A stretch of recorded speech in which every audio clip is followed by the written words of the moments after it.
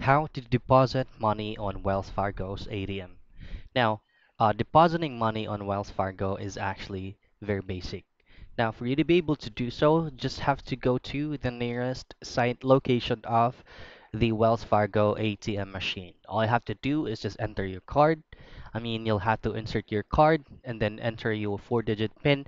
Then after that, you'll just have to fill out necessary information like your specific name, and then you'll just have to fill in the money. Now, the reason why we are here on the Wells Fargo's official website is for you to be able to check or locate the nearest site location of Wells Fargo's ATM machine. Now, from here, all I have to do is to go to Wells Fargo's official website, and then you have to go to the site location finder.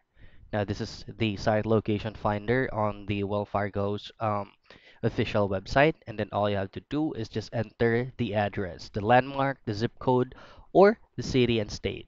Once you fill this out, you'll just have to click on search, and then Wells Fargo's website will be the one to locate the nearest ATM machine, basing on the address that you enter here.